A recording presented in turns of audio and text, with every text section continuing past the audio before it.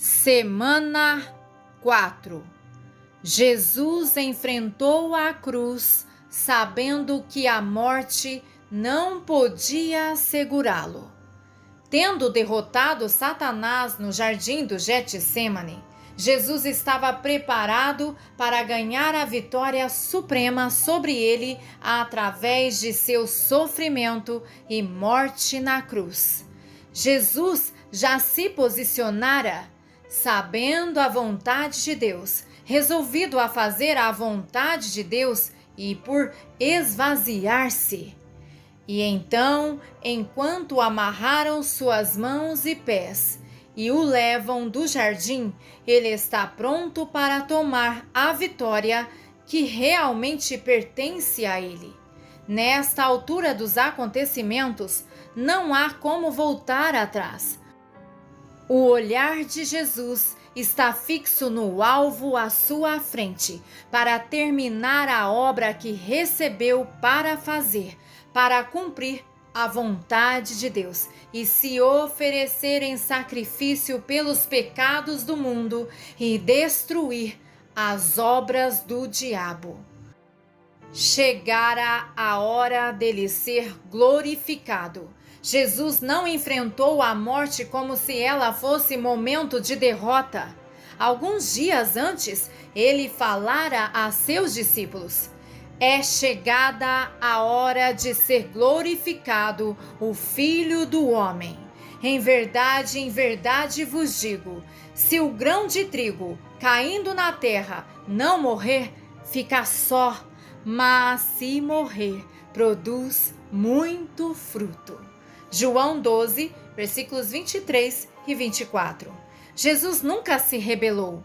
Ele enfrentou a cruz sabendo que, através de seu sofrimento e morte, ele ganharia a suprema vitória final sobre Satanás.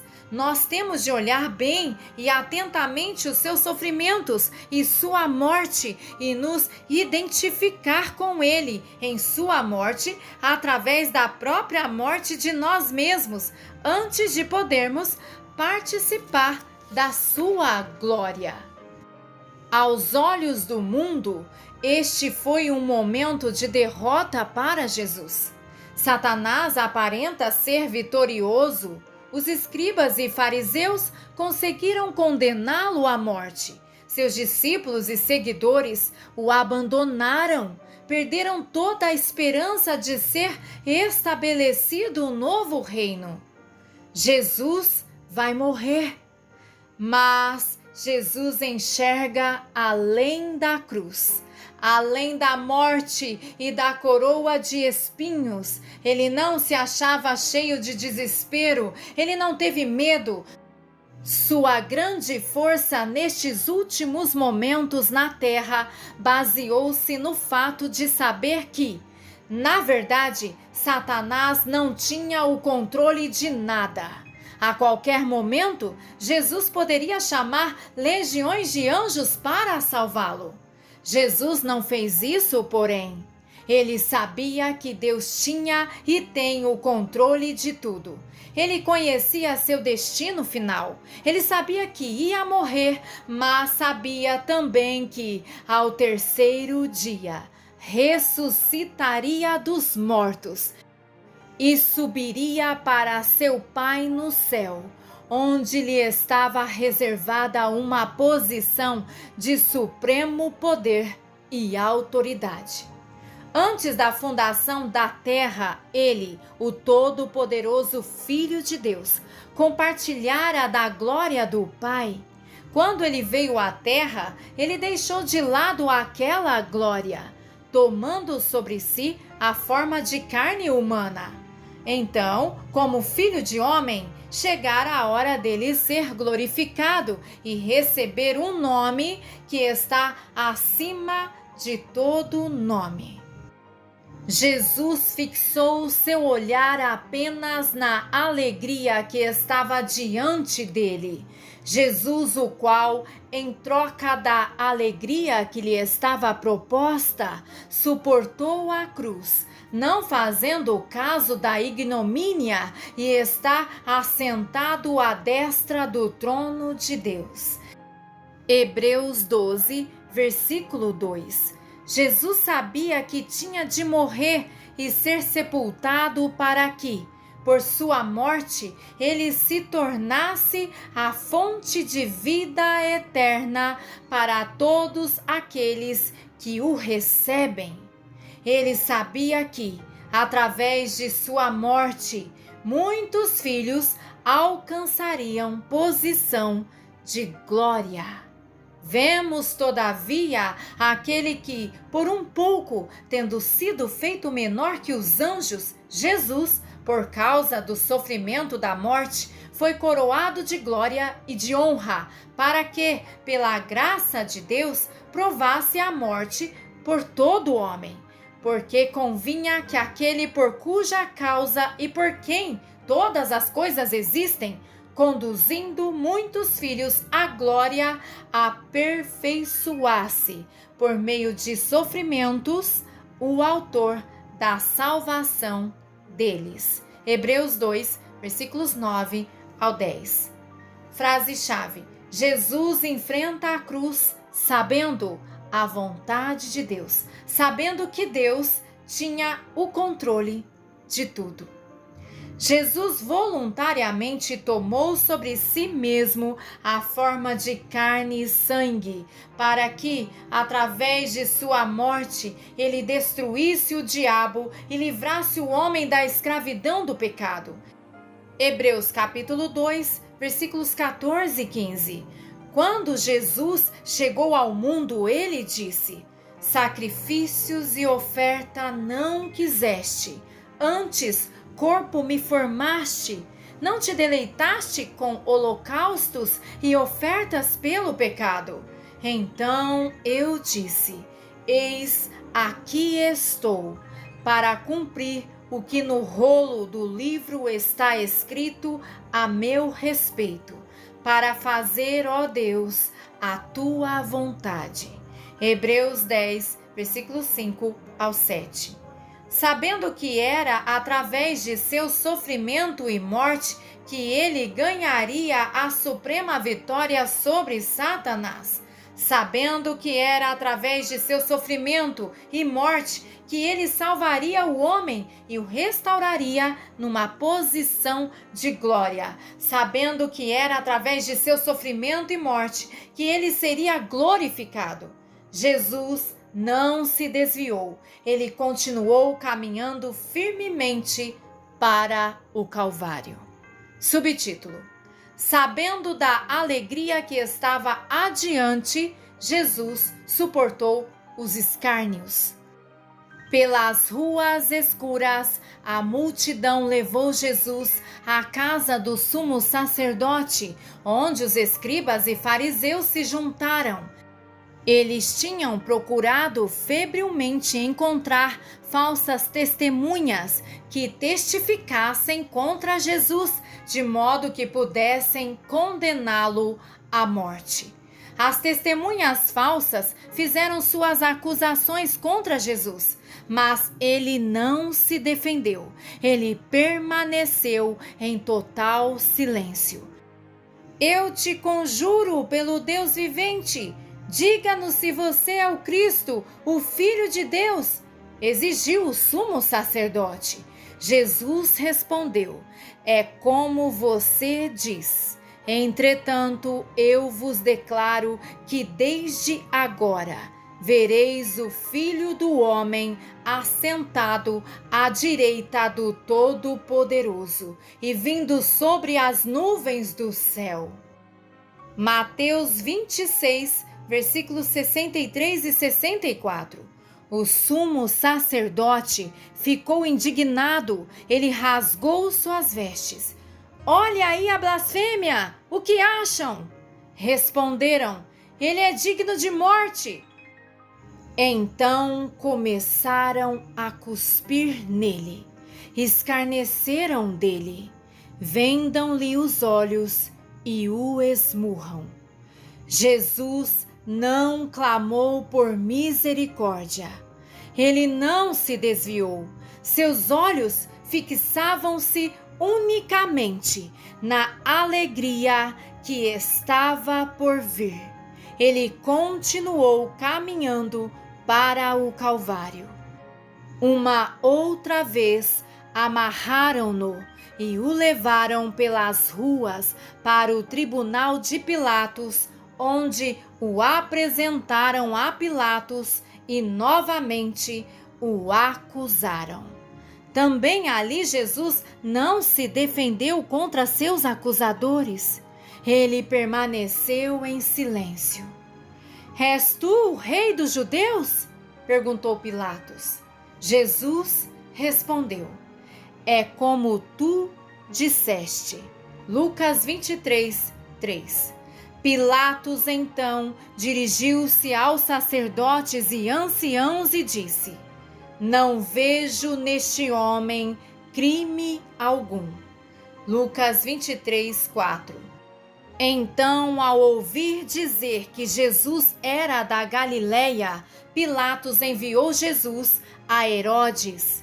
Ali, perante Herodes, Jesus passou por um longo interrogatório em relação às acusações que lhe faziam. Depois de examiná-lo e achá-lo inocente, Herodes e seus soldados colocaram nele uma veste e escarneceram dele. Jesus nada respondeu. Ele suportou as zombarias.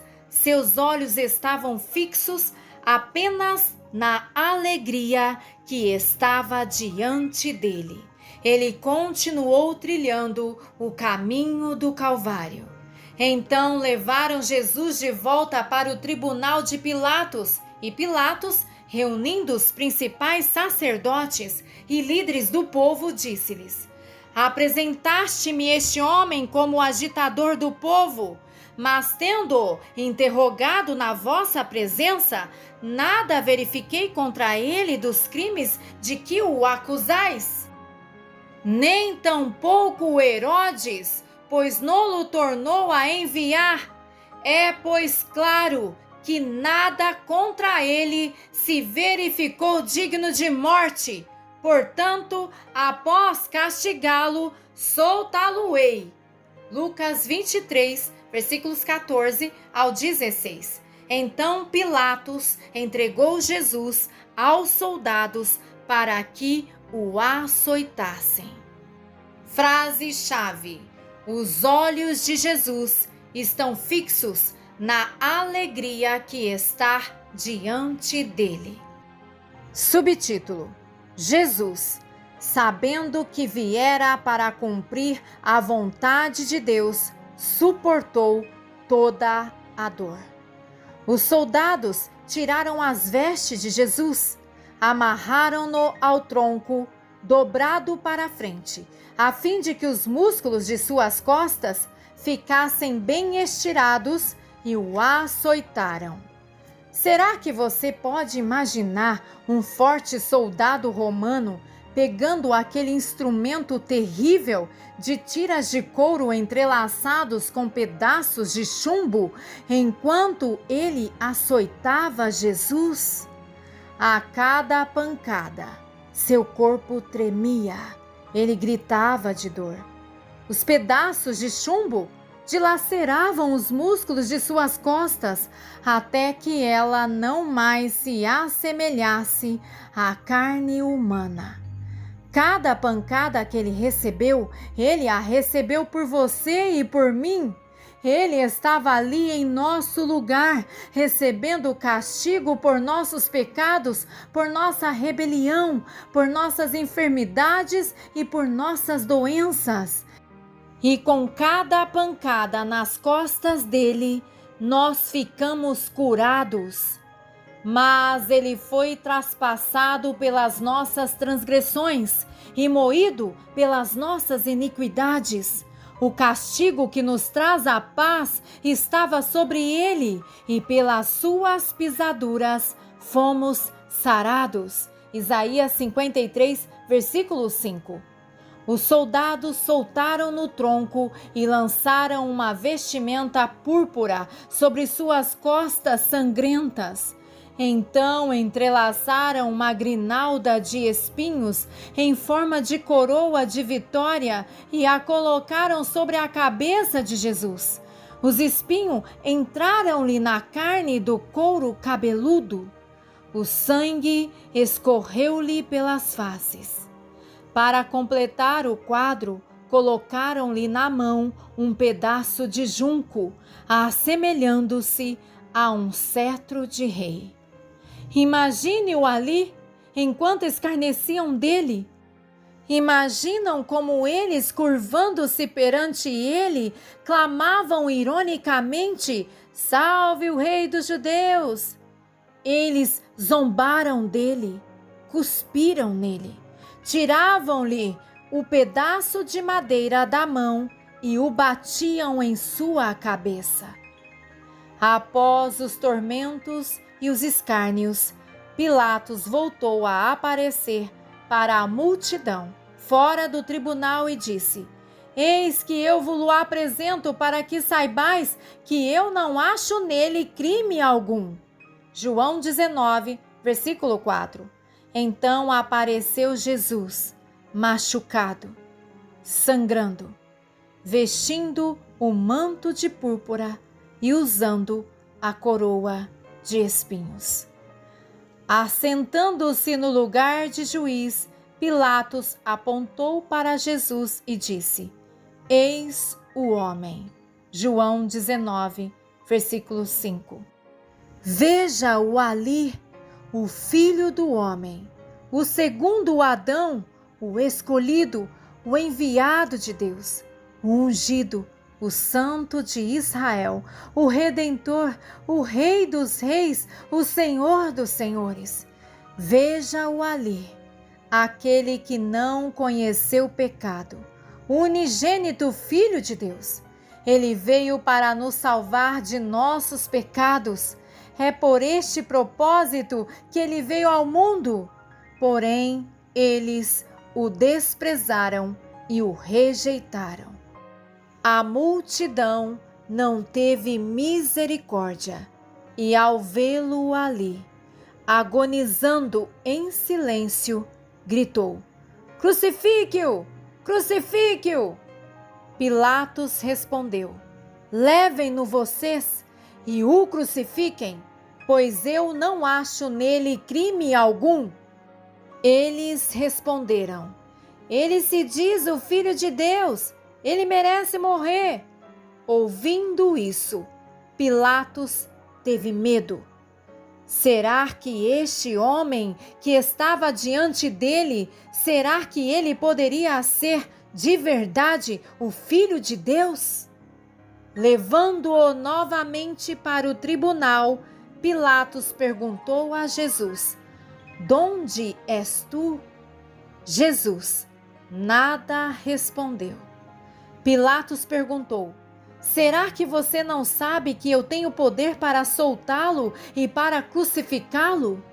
Jesus, sabendo que a sua vida não estava nas mãos de Satanás, sabendo que sua vida não estava nas mãos de Pilatos, sabendo que estava nas mãos de Deus e que ali se achava de acordo com a vontade de Deus, ele corrigiu Pilatos.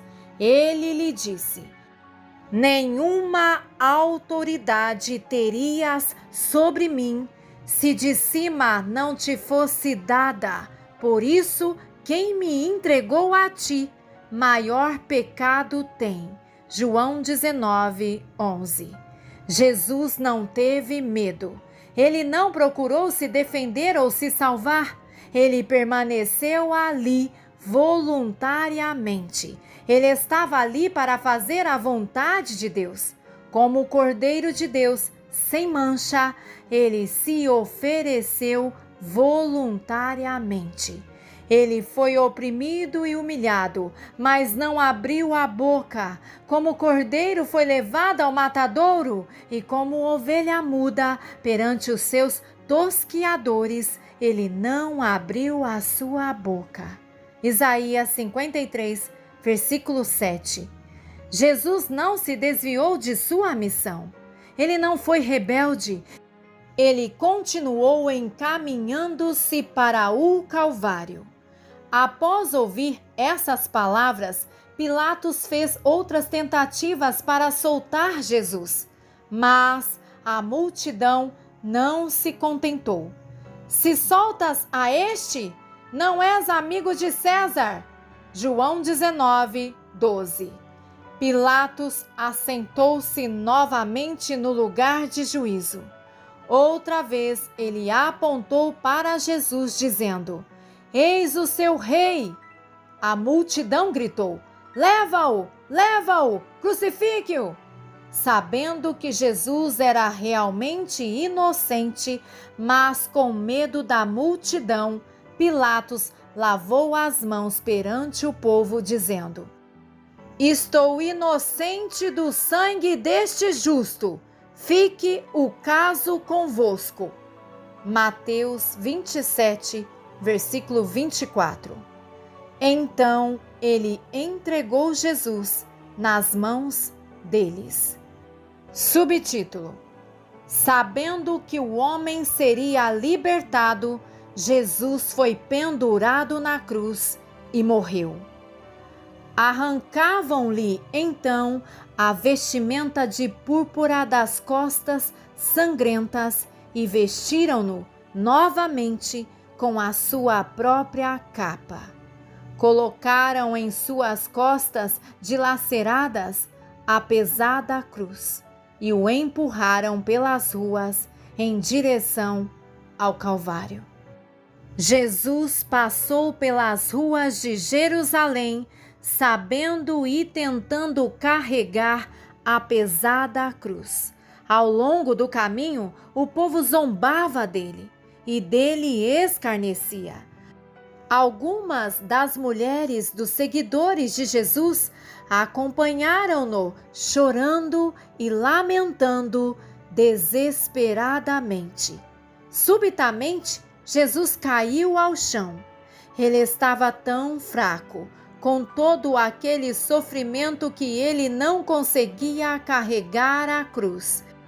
Será que você consegue imaginá-lo ali, caído na estrada, com aquela pesada cruz de madeira sobre o seu corpo?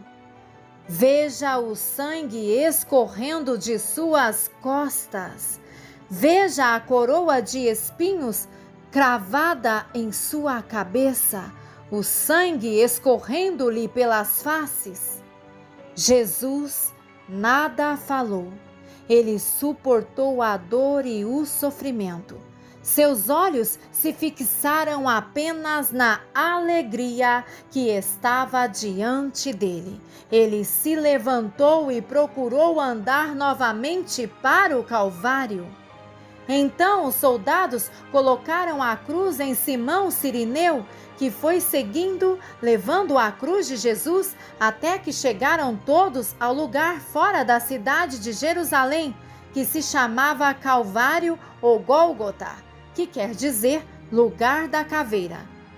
Ao chegar ao Gólgota, deram-lhe a beber vinagre misturado com fel, para amenizar a terrível dor que haveria de sentir durante a horrenda crucificação. Mateus 27, 34. Mas Jesus recusou-se a bebê-lo. Ele escolheu suportar plenamente consciente o sofrimento que lhe fora destinado. Quando se achava no Getsêmani, ele se esvaziou da sua vontade própria e optou voluntariamente por beber o cálice de dores. Ele foi voluntariamente para a cruz, para receber o juízo e a ira de Deus pelos pecados do mundo. Então, eles despiram Jesus e o deitaram sobre a cruz. Os soldados pegaram o martelo e, com pancadas firmes, Cravaram-lhe as mãos e os pés na madeira. A dor foi horrenda. Todo o seu corpo estremeceu e ele gritou em agonia. Elevaram a cruz e a colocaram no buraco com total desrespeito. Observe-o. Jesus se pendurou na cruz em sacrifício por você e por mim. Ele suportou a dor, a desgraça e a humilhação da cruz em nosso lugar, para que nós ficássemos livres da escravidão do pecado, para que nós fôssemos curados, para que nós nos tornássemos filhos de Deus, para que nós recebêssemos poder e glória. Observe-o. Jesus sofreu como ninguém jamais sofreu. Ele que não conheceu o pecado, tornou-se pecado por nós. 2 Coríntios capítulo 5, versículo 21.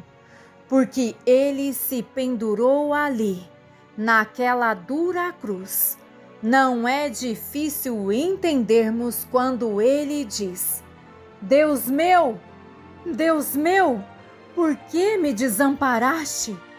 Porque se acha longe de meu salvamento as palavras do meu bramido? Todos os que me veem zombam de mim, afrouxam os lábios e meneiam a cabeça. Confiou no Senhor, livre-o, salve-o, pois nele tem prazer. Derramei-me como água, e todos os meus ossos se desconjuntaram.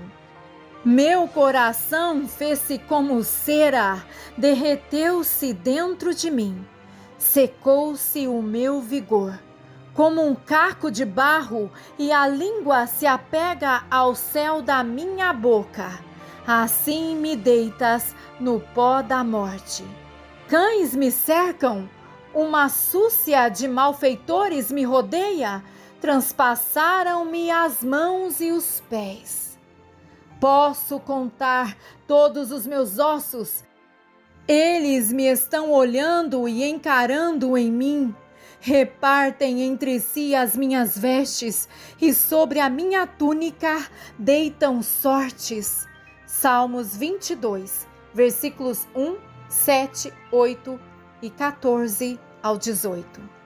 Frase-chave: Jesus não procura salvar-se, ele se oferece voluntariamente.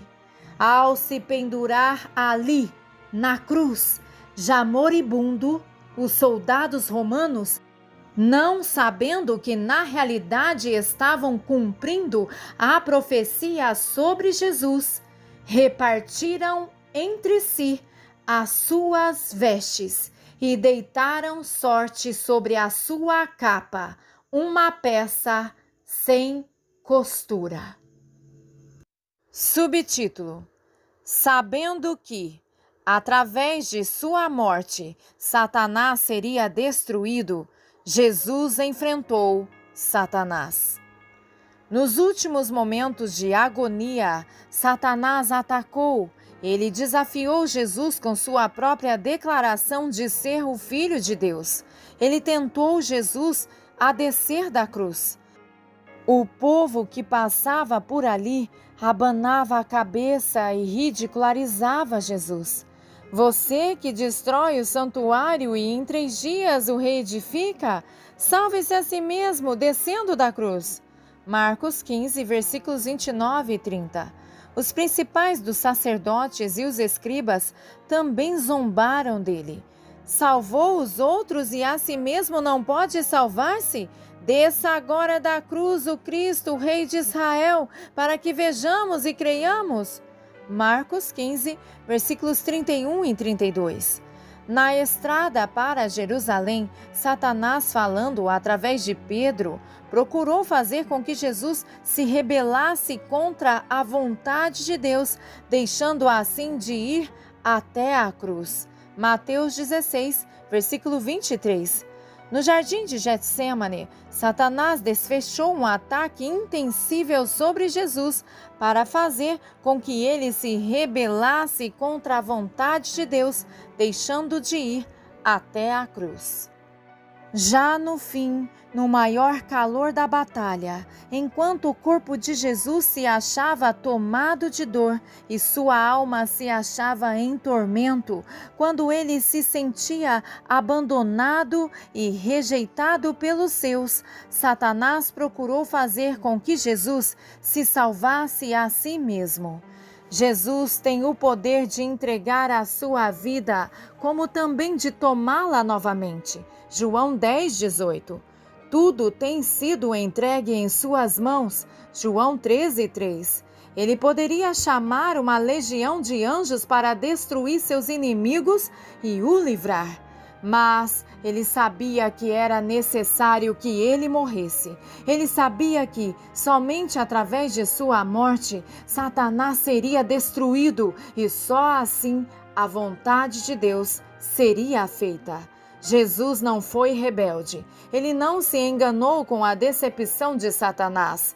Ele conhecia a vontade de Deus. Ele estava resolvido a fazer a vontade de Deus e ele se entregou total e plenamente à vontade de Deus. Ele não desceu da cruz, ele ficou ali pendurado. Sabendo que todas as coisas estavam sendo cumpridas conforme a vontade de Deus, conforme o propósito e o plano de Deus Pai, Jesus clamou: "Tenho sede." João 19, versículo 28. Um dos soldados tomou uma esponja com vinagre e o levou à sua boca. Será que você pode imaginá-lo ali, nesse momento final de agonia? Machucado, sangrento, com os ossos fora de lugar, morrendo de sede, Jesus ficou ali, pendurado. Cumpriram-se as palavras da profecia de Davi. Será que você pode imaginá-lo dizendo: "A zombaria partiu-me o coração, estou em desespero, supliquei por socorro, nada recebi? Por consoladores, e a ninguém encontrei. Puseram fel na minha comida, e para matar-me a sede, deram-me vinagre." Salmo 69, versículos 20 e 21. Após receber o vinagre, Jesus clamou: "Consumado está." Ele então encomendou seu espírito a Deus. Ele sabia naquele momento que nada ficara por fazer. Ele completara a obra que recebera para fazer. Ele suportou a ignomínia e o sofrimento da cruz. É dele a vitória. Satanás foi derrotado, está desfeito, quebrado o poder do pecado, da enfermidade e da morte. O homem está livre, remido por seu sangue, cumpriu-se a vontade de Deus. Frase-chave: consumado está, tetelestai. Satanás é derrotado, realizou-se a vontade de Deus. Subtítulo: sabendo que era impossível que a morte o mantivesse cativo, Jesus esperou. José de Arimateia, um dos discípulos secretos de Jesus, veio e tirou o corpo de Jesus da cruz. Ele e Nicodemos ungiram o corpo, enfaixaram-no em linho e o colocaram no túmulo onde jamais fora depositado corpo algum. Jesus estava morto. Porém, nossa viagem não termina aqui, pois a morte não pode vencê-lo. Ele não somente derrotou Satanás enquanto estava vivo, mas, mesmo naquele momento ali, no túmulo, levantou-se um grande poder em seu favor, poder que lhe daria a vitória suprema sobre Satanás e o ressurgiria da morte. Jesus aguardou ali no túmulo. Tendo trilhado o caminho do Calvário em total obediência à vontade de Deus Pai, Jesus esperou sabendo que ganhara a vitória. Jesus sabia que era impossível que a morte o segurasse. Havia um poder operando nele que garantia que Deus o ressuscitaria da morte. Frase-chave: sabendo que havia um poder operando nele que lhe daria a vitória suprema sobre Satanás, Jesus esperou.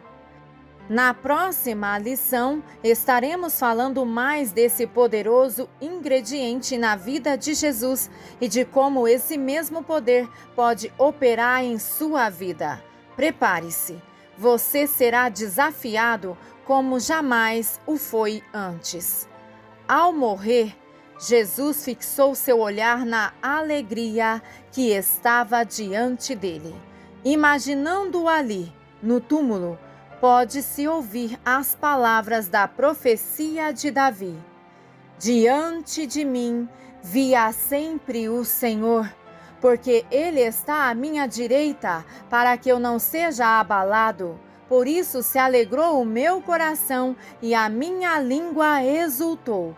Além disto também, a minha própria carne repousará em esperança, porque não deixarás a minha alma na morte, nem permitirás que o teu santo veja a corrupção. Fizeste-me conhecer os caminhos da vida. Encher-me-ás de alegria na tua presença. Atos 2, versículos 25 ao 28. Subtítulo: você tem de estar pronto a obedecer mesmo até a morte. Não há virtude na cruz. Jesus não foi o único a morrer numa cruz. A morte por crucificação era um método bem conhecido que os romanos usavam para executar criminosos. A virtude se acha naquele que estava na cruz. A virtude está em Jesus. A cruz e os sofrimentos que Jesus suportou são indescritíveis. Não há meios de entendermos a humilhação, a dor e o sofrimento que ele suportou. A mente natural rejeita pensar em sofrimento e morte. É duro pensarmos nele pendurado lá na cruz. Dói pensarmos no preço que ele teve de pagar. Preferimos pensar na sua gloriosa ressurreição. Os discípulos rejeitaram a ideia de que Jesus teria de morrer.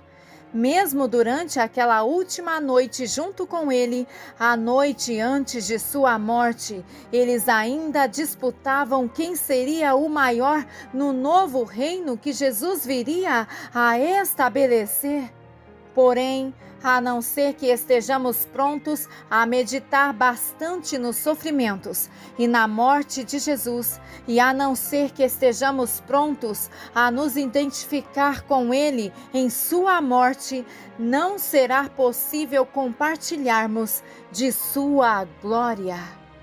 Do mesmo modo que foi necessário, de acordo com a vontade de Deus, que Jesus estivesse pronto a obedecer até a morte, assim também nós temos de estar prontos a obedecer mesmo até a morte. Do mesmo modo que foi necessário, de acordo com a vontade de Deus, que Jesus estivesse pronto para trilhar o caminho do Calvário, assim também nós temos de estar prontos para trilhar com Ele o caminho da obediência. Para assim fazer, é preciso morrermos para nós mesmos. Hoje em dia, as nossas igrejas estão cheias de crentes que desejam estar sentados com Cristo nos lugares celestiais. Como o apóstolo Paulo, muitos querem conhecer Jesus no poder de sua ressurreição, mas param justamente aí. Porém, há algo mais. Paulo disse: para o conhecer e o poder da sua ressurreição e a comunhão dos seus sofrimentos, conformando-me com ele na sua morte, para de algum modo alcançar a ressurreição dentre os mortos. Filipenses 3, versículos 10 e 11.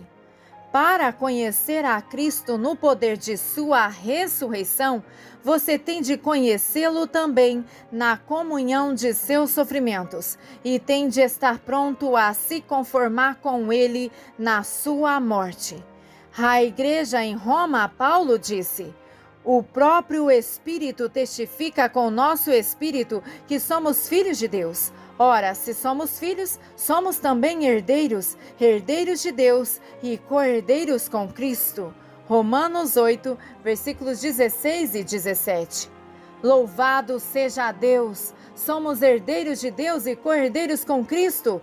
Mas, espere, há mais alguma coisa. Se com ele sofrermos, para que também com ele sejamos glorificados. Paulo disse a Timóteo: se já morremos com ele, também viveremos com ele. Se perseverarmos, também com ele reinaremos. Se o negarmos, ele por sua vez nos negará. 2 Timóteo capítulo 2, versículos 11 e 12. Paulo disse à igreja dos romanos: ou, porventura, ignorais que todos os que fomos batizados em Cristo Jesus, fomos batizados na sua morte? Fomos, pois, sepultados com ele na morte pelo batismo, para que, como Cristo foi ressuscitado dentre os mortos, pela glória do Pai, assim também andemos nós em novidade de vida. Porque se formos unidos com ele na semelhança da sua morte, certamente o seremos também na semelhança de sua ressurreição. Sabendo isto, que foi crucificado com ele o nosso velho homem, para que o corpo do pecado seja destruído e não sirvamos o pecado como escravos, porquanto quem morreu justificado está do pecado. Ora, se já morremos com Cristo, cremos que também com ele viveremos. Assim também vós considerai-vos mortos para o pecado, mas vivos para Deus em Cristo Jesus. Romanos 6, versículos 3 a 8 e o versículo 11. Passe um círculo nas palavras batizados e batismo, nos versículos acima. Paulo não estava falando da manifestação externa de ser batizado nas águas.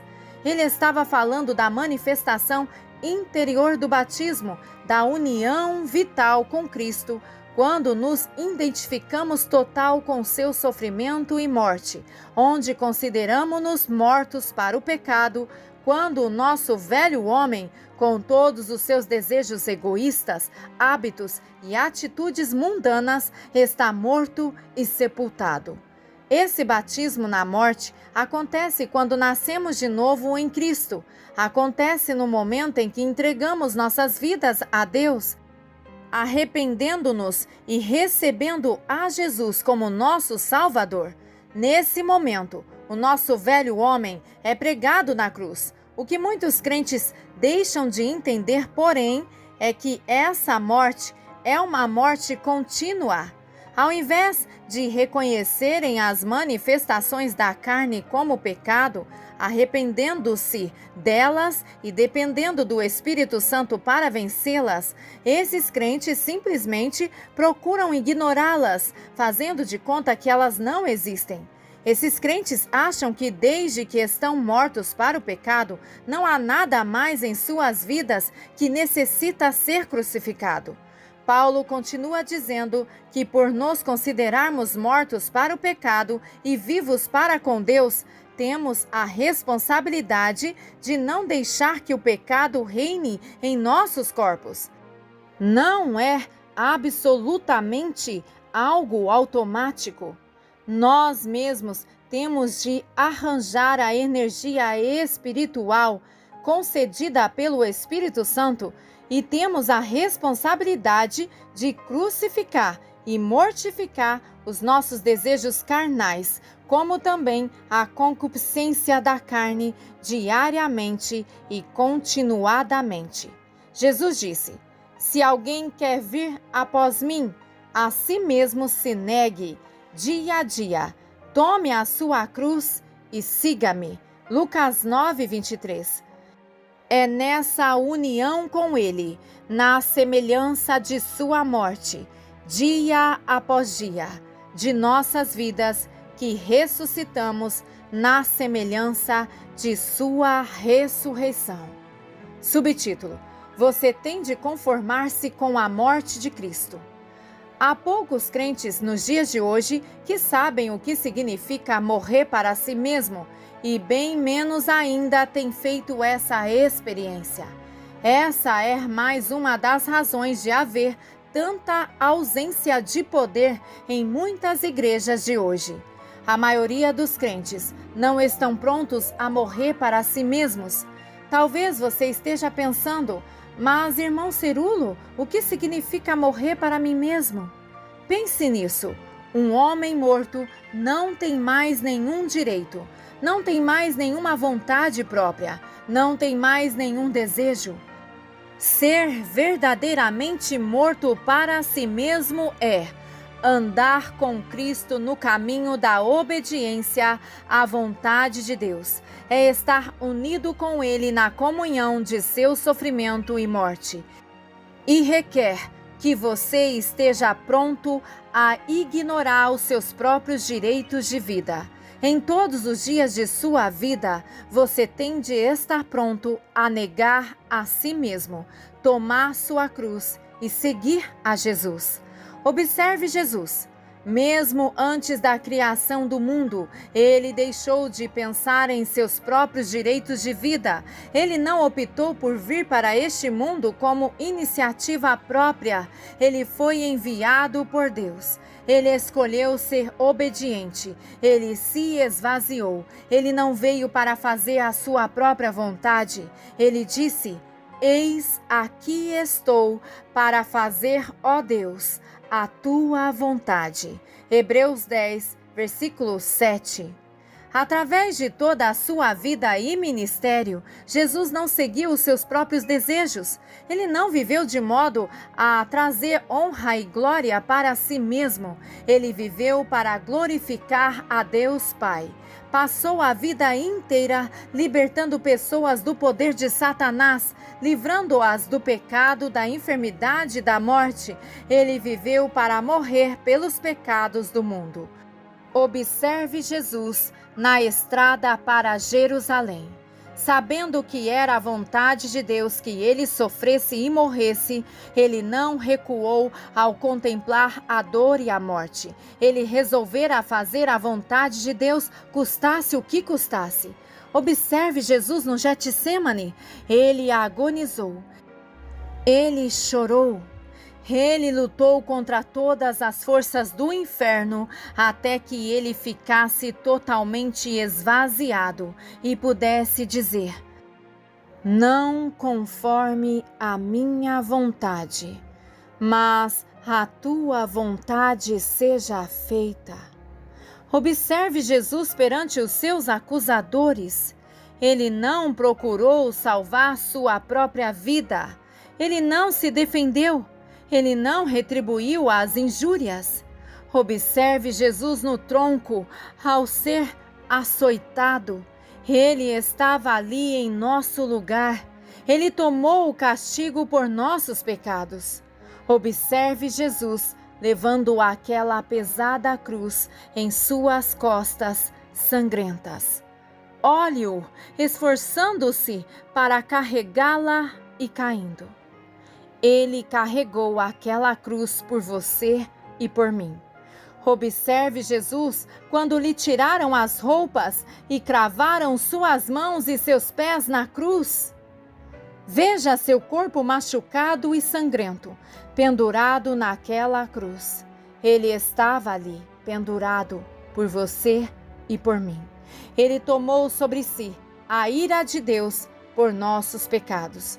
Ele não procurou salvar a sua própria vida. Ele se entregou voluntariamente. É isso que quer dizer morrer para si mesmo. Será que você deseja conhecê-lo no poder de sua ressurreição? Será que você deseja receber uma plena demonstração do poder de Deus em sua vida? Será que você deseja sentar-se com Ele nos lugares celestiais? Se você assim deseja, então você tem de estar pronto para morrer. Você tem de estar pronto a trilhar com Ele o caminho ao Calvário. Você tem de estar pronto a trilhar o caminho da obediência à vontade de Deus. Você tem de estar pronto a se considerar como morto, não tendo mais nenhum direito, não tendo mais nenhuma vontade própria, não tendo mais desejos próprios. A única força motivadora de seus pensamentos e ações tem de ser conhecer e fazer a vontade de Deus. Você não pode mais buscar fazer a sua própria vontade, alcançar seus próprios objetivos, desenvolver seus planos, suas ambições pessoais. Você não pode mais buscar promover-se a si mesmo, e sim, você tem de viver exclusivamente para a glória e honra de Deus, o Pai. Você tem de estar pronto para suportar mal-entendidos, perseguições, dores e qualquer desconforto que surja como resultado de fazer a vontade de Deus. Você tem de estar pronto para perder sua própria vida em prol das almas perdidas. Na medida em que você está pronto a identificar-se com os sofrimentos e com a morte de Cristo, morrendo para si mesmo em sua vida de cada dia, você tem então a capacidade de conhecê-lo em sua ressurreição. O poder de Deus será liberado em sua vida e você terá condições de enfrentar todas as circunstâncias, todas as provações, todas as tentações em total vitória. Na medida em que você trilha diariamente o caminho de obediência à vontade de Deus, você recebe a capacidade de enfrentar Satanás, sabendo que há um poder que opera em você e que lhe dará a vitória suprema sobre ele. Deus não planejou que você fosse derrotado. Diga em voz alta: faço parte do plano de Deus para os tempos do fim. Deus não planejou nenhuma derrota para mim. Este é o meu ano de conquista espiritual. Ação.